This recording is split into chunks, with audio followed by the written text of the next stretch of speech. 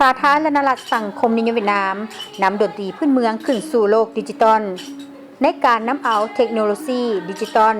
มานำใช้ได้ช่วยให้นักประพันธ์เพลงสามารถเก็บรักษาผลงานและเอกสารสำคัญไว้ได้อย่างเป็นระบบสำหรับดนตรีพื้นเมืองการนำใช้ดิจิตอลไร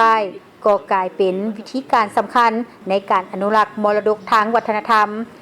ในสภาพที่นักศิลปินผู้สืบทอดหลายคนมีอายุสูงและข้อมูลอันล้ำค่าจำนวนหลวงหลายกำลังเสี่ยงต่อการสูญหายฉะนั้นบรรดาศิลปินก่อนจะเริ่มนำเอามรดกเหล่านี้ขึ้นสู่ระบบดิจิตอลเพื่อเก็บรักษาและสืบทอดไปสู่คนรุ่นหลังการเปิดห้องเรียนสอนกาจู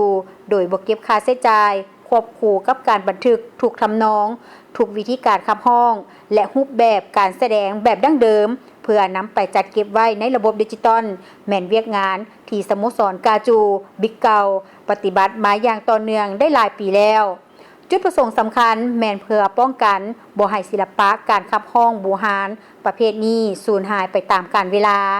ศิลปากรดีเด่นเวิร์นไมล์สโมสรกาจูบิ๊กเกานครฮานอยได้กล่าวว่าถ้าพวกเขาบ่บันทึกไว้เป็นวิดีโอในอนาคตจะเหลือแต่เอกสารเขียนและคนหุ่นใหม่จะบ่ฮู้วิธีขับห้อง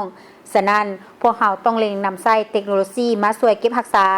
ถ้าช้ากว่านี้เมื่อพวกเขามีอายุหลายก็อาจจะบ่สามารถขับห้องได้นอกจากการถ่ายทอดให้คนหุ่นใหม่แล้วบรรดาศิลปินของสโมสรยังได้รวบรวมบรรดาบทเพลงต้นฉบับหลายกว่า100สุดเพื่อฟื้นฟูแบบการแสดงบูฮานประมาณ20รูปแบบและดำเนินการดิจิตอลไลท์เป็นฐานข้อมูลอิเล็กทรอนิกส์เว็บไซต์ที่สร้างขึ้นโดยทานเจินกวงได้กลายเป็นคลังเก็บรักษาข้อมูลสำคัญพร้อมทั้งเป็นช่องทางให้ประชาชนและนักท่องเที่ยวได้เรียนรู้ศิลปะกาจูหลายขึ้นศิลปินเจินกวางสโมสรกาจูบิ๊กเกานครฮานอยได้กล่าวว่า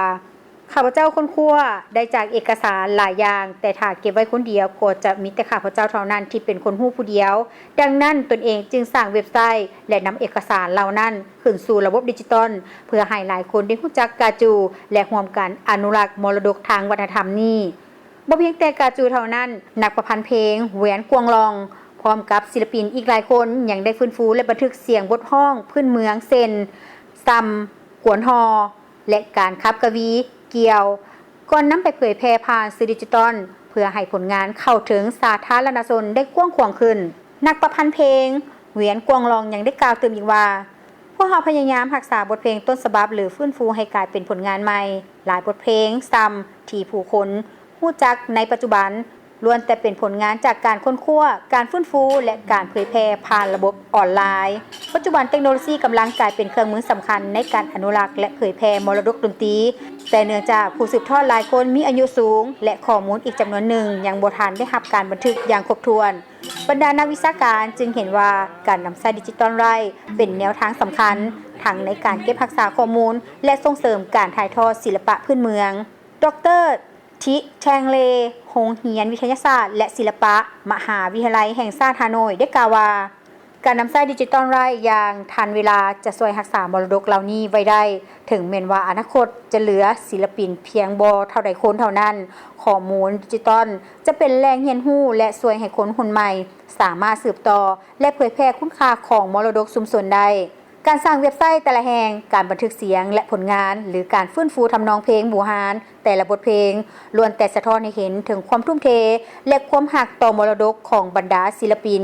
แนวใดก็ตามเพื่อให้เวียกงานเหล่านี้มีความยืนยงบ่จำกัดอยู่เพียงแต่โครงการส่วนบุคคลจำเป็นต้องมีนโยบายและยุทธศาสตร์โดยรวมเพื่ออนุรักษ์และส่งเสริมคุณค่าของดนตรีพื้นเมืองให้สืบต่ออย่างยืนยง